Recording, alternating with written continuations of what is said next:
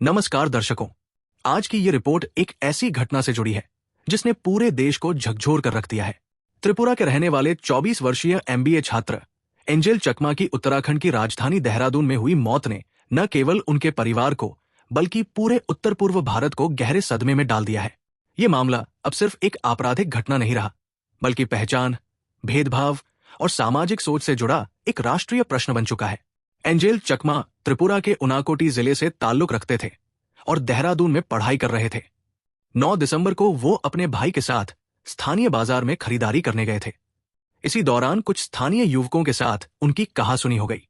परिवार और प्रत्यक्षदर्शियों के अनुसार इस बहस की शुरुआत नस्लीय टिप्पणियों से हुई।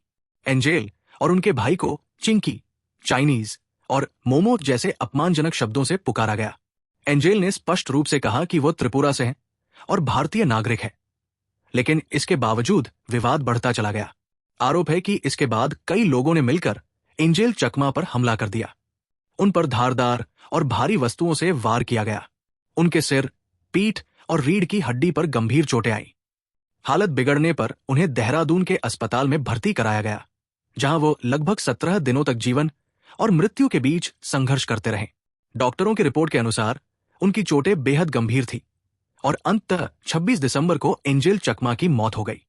एंजेल की मौत की खबर जैसे ही त्रिपुरा पहुंची, पूरे राज्य में आक्रोश फैल गया। छात्र संगठनों, सामाजिक समूहों और आम नागरिकों ने सड़कों पर उतरकर विरोध प्रदर्शन किए। कैंडल मार्च निकाले गए और जस्टिस फॉर एंजेल के नारे लगाए गए।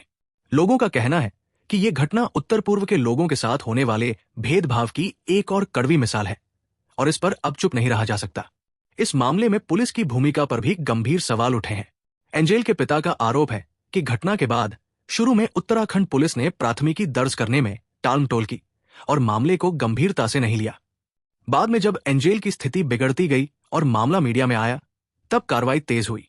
फिलहाल पुलिस ने कई आरोपियों को गिरफ्तार किया है, जिनमें कुछ नाबालिग भी शामिल बताए जा रहे हैं।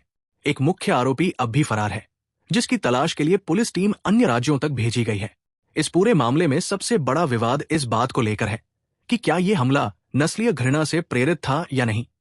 पीड़ित परिवार, दोस्तों और कई रिपोर्टों का दावा है कि हमले की जड़ में नस्लीय गालियां और पहचान को लेकर की गई टिप्पणियां थी। वहीं उत्तराखंड पुलिस का कहना है कि अभी तक जांच में ऐसा कोई ठोस सबूत नहीं मिला है जिससे इसे स्पष्ट रूप से नस्लीय हमला कहा जा सके। यही विरोधाभास इस मामले को और अधिक संवेदनशील बना देता है। राजनीतिक प्रतिक्रियाएं भी सामने आई है।